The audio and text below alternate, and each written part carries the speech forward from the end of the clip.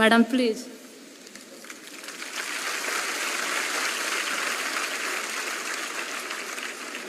समस्तों को नमस्कार, जोहार। क्या झारखंड में सत्ता की चाबी हेमंत सोरेन की धर्म पत्नी कल्पना सोरेन के हाथ में आने वाली है? जो आज दिख रही है कल्पना मुर्मू सोरेन, उस समय कल्पना मुर्मू थी, वो ऐसी नहीं थी, वो आपके जैसी थी। क्या कल्पना सोरेन के तौर पर झारखंड को अपनी पहली महिला मुख्यमंत्री मिलने वाली है? क्या जिस तरह रातों रात लालू प्रसाद यादव की पत्नी राबड़ी देवी ने पति के जेल जाने पर बिहार की सत्ता संभाली थी, ठीक वही अध्याय अब झारखंड में दोहराए जाने की तैयारी हो रही है। मुख्यमंत्री जी को पता है कि अब कयामत की घड़ी नज़दीक आ गई है, उनका जजमेंट डे नज़दीक आ गया है और ईडी के 7वें सम्मन पर भी उन्होंने तय सीमा में जवाब नहीं दिया।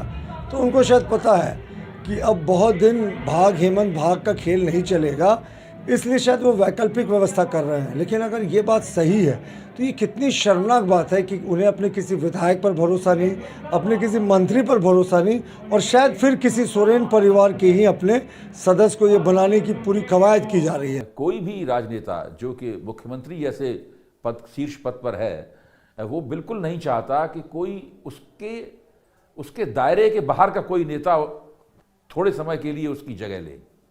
तो इसके लिए पूरी कोशिश यही होती है कि बिल्कुल जो आपके नज़दीक का है, जो आपके कहने में बिल्कुल चले, पत्नी हो, बेटा हो, केवल उसी को अपनी कुर्सी दी जाए।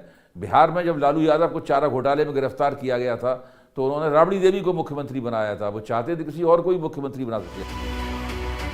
हेमंत सोरेन की जगह झारखंड की सीएम कल्पना सोरेन के बनने की चर्चा करीब 1 साल पहले से हो रही थी, लेकिन 24 घंटे के भीतर झारखंड की राजनीति में जिस तरह के फेरबदल हुए हैं, उसके बाद तो हड़कंप मचा हुआ है।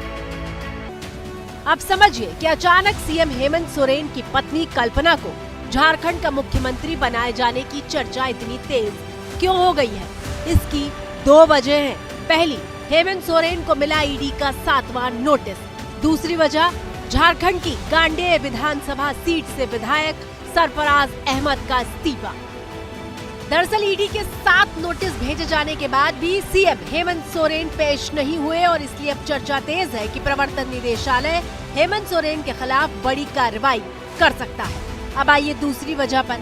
जैसे ही जेएमएम के विधायक सरफराज अहमद ने इस्तीफा दिया, उसे फौरन स्पीकर ने मंजूर कर दिया। उन्होंने अपना इस्तीफा हमको समर्पित किया।